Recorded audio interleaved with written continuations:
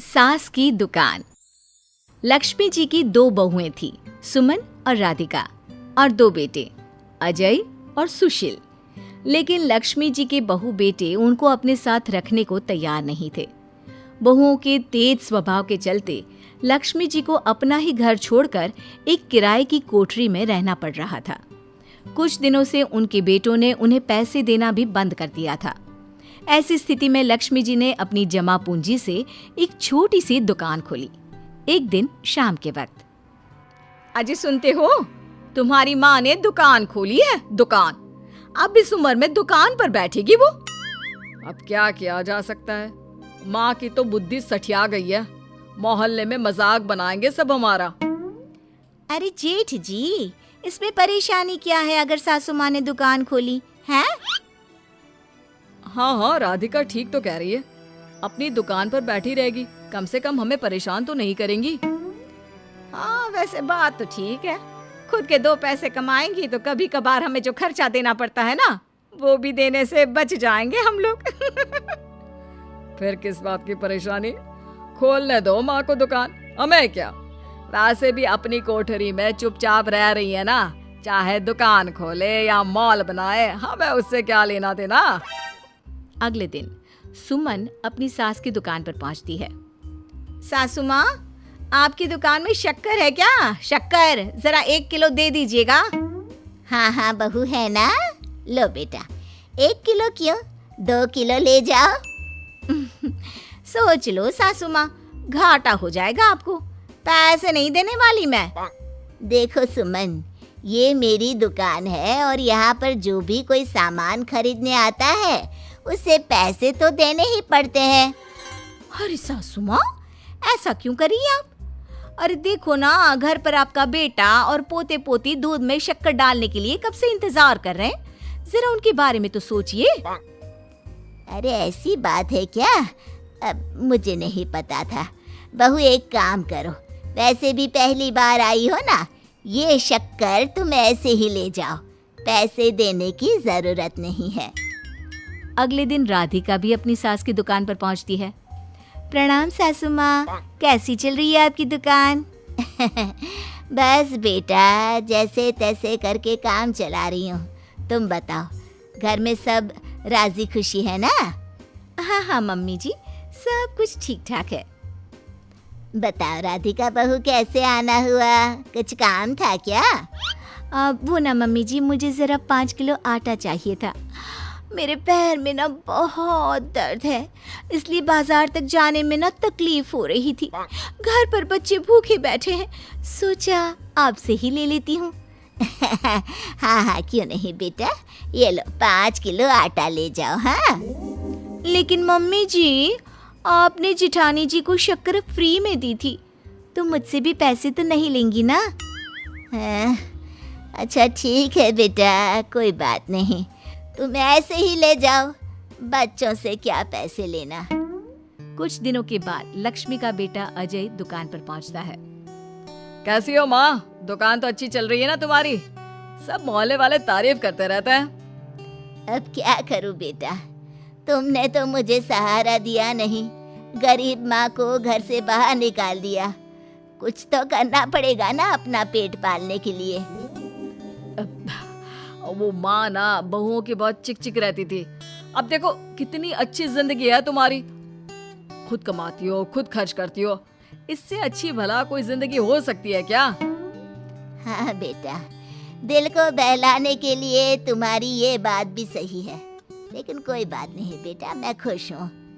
अच्छा माँ, मैं क्या कह रहा था, जरा 500 उधार तो दे देना। कमाल की बात है बेटा, तुम मुझसे पैसे उधार मांग रहे हो? तुम्हारे पास पैसों की क्या कमी है? अरे माँ, इस महीने की तनख्वाह नहीं आई और आप तो अपनी बहू को जानती है ना, उसे शॉपिंग करनी है। जल्दी वापस लौटा दूंगा माँ। ठीक है बेटा, ये लो 500 रुपए, लेकिन देखो कुछ दिनों में वापस दे देना, मुझे अपनी दुकान के लिए माल भी तो खरीदना है। हाँ हाँ ठीक है माँ, जल्दी पैसे लौटा दूंगा। बहुत दिनों तक अजय अपनी माँ लक्ष्मी के पैसे वापस नहीं देता और सुमन और राधिका बार बार किसी न किसी बहाने से अपनी सास लक्ष्मी की दुकान से बिना पैसे दिए खूब सारा सामान ले आती है, जिसकी वजह से लक्ष्मी को अपनी दुकान में बहुत घाटा होता है। फिर एक दिन जब राधिका सामान लेने के लिए लक्ष्मी की दुकान पर पहुंचती है, सासू माँ, जरा वो 1 किलो दाल तो देना। नहीं बहू, अब मैं तुम्हें या सुमन को कोई सामान फ्री में नहीं देने वाली। तुम लोगों ने कभी कोई मदद नहीं की मेरी, उल्टा मेरी दुकान से फ्री का सामान ले जाकर मुझे मुश्किल में डाल दिया है। लेकिन मम्मी जी, हम तो आपके बच्चे हैं ना। अगर इतना ही मेरे बच्चे हो तो फिर मुझे घर से बाहर क्यों निकाल दिया? देख बहू, अब मैं तुम्हें 1 रुपए का सामान भी फ्री में नहीं दूंगी। और जाकर सुमन को भी कह देना, आए दिन तुम्हारा पति मुझसे उधार ले जाता है और वापस भी नहीं लौट आता। राधिका गुस्से में घर वापस आती है। घर आने के बाद, क्या हुआ राधिका, बहुत गुस्से में लग रही हो तुम? सासू माँ की दुकान पर गई थी ना? सासू माँ का तो कुछ करना पड़ेगा, जब से ये दुकान खोलकर बैठी है। अक्कड़ तो देखो उनकी। अरे लेकिन हुआ क्या है? होना क्या है, दाल लेने गई थी, मुझे 4 बातें सुनाकर उल्टा भेज दिया, कुछ दिया भी नहीं।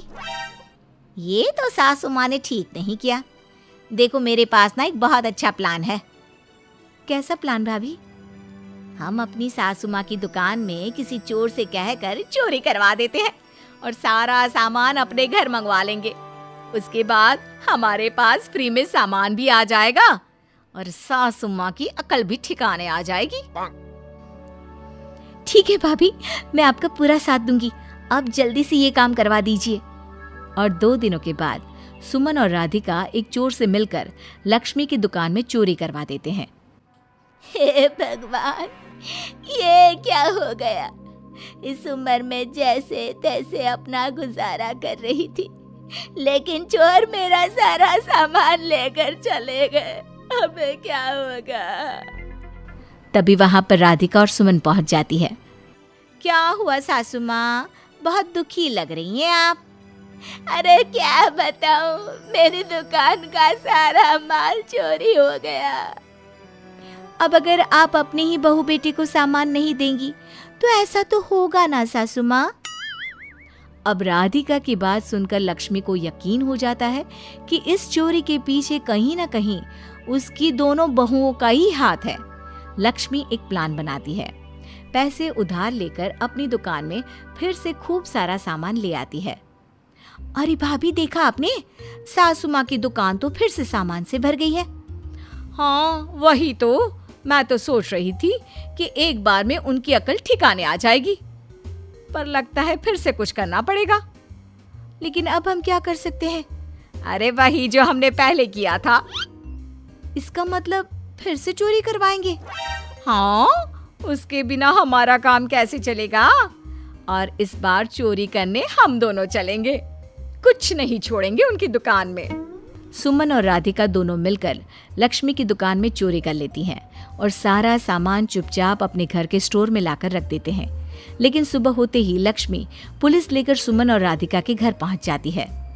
इंस्पेक्टर साहब, मेरी इन दोनों बहुओं ने ही घर में चोरी की है। अरे ना ना इंस्पेक्टर साहब, ये हम पर झूठा इल्जाम लगा रही हैं। अरे हम क्यों इनकी दुकान में चोरी करने लगे? माँ, आपको शर्म नहीं आती अपनी बहू पर झूठा इल्जाम लगाते हुए? हाँ माँ, हम आपके बेटे हैं और ये आपकी बहुएं हैं, आप ऐसा कैसे कर सकती हैं? लक्ष्मी जी, क्या आपके पास कोई सबूत है? अरे इंस्पेक्टर साहब, आप इनकी बातों में मत आइए। ये हमारी माँ है और इनकी दिमागी हालत ठीक नहीं है, इसीलिए तो हमसे अलग रहती हैं। इंस्पेक्टर साहब, मेरी दिमागी हालत बिल्कुल ठीक है और मेरे पास इन दोनों के खिलाफ बहुत बड़ा सबूत है। बताइए, क्या सबूत है आपके पास? आप जरा मेरी दोनों बहुओं के हाथ पानी से धुलवा दो, फिर सब कुछ साफ साफ पता चल जाएगा। अरे हाथ पानी से धोने से क्या होगा माँ? आप दोनों मेरे सामने अपने हाथों पर पानी डालिए। जैसे ही राधिका और सुमन अपने हाथ पानी में डालती हैं, उनके हाथों का रंग लाल हो जाता है और ये देखकर सब लोग हैरान रह जाते हैं। अरे ये क्या, तुम्हारे हाथों का रंग अचानक से लाल कैसे हो गया? क्योंकि मैंने अपनी दुकान के सारे सामान पर एक तरह का केमिकल लगा कर रखा था। मुझे पता था जो भी चोरी करने आएगा वो सामान को अपने हाथों से उठाएगा और उसके हाथों पर रंग लग जाएगा। अरे माँ, आप तो बहुत चालाक निकली। इसे चालाक नहीं बेटा, बुद्धिमान कहते हैं। और जिसके तुम्हारे जैसे बहू बेटे हो उसे थोड़ा बहुत तो अपनी अकल से काम लेना ही पड़ता है ना। शर्म नहीं आती आप लोगों को अपनी ही माँ को परेशान करते हुए? हमें माफ कर दीजिए सासू माँ, हम आइंदा ऐसी गलती कभी नहीं करेंगे। और हाँ, आपको अपने साथ रखेंगे, आपकी सेवा करेंगे और पूरी इज्जत भी देंगे। हमें माफ कर दीजिए।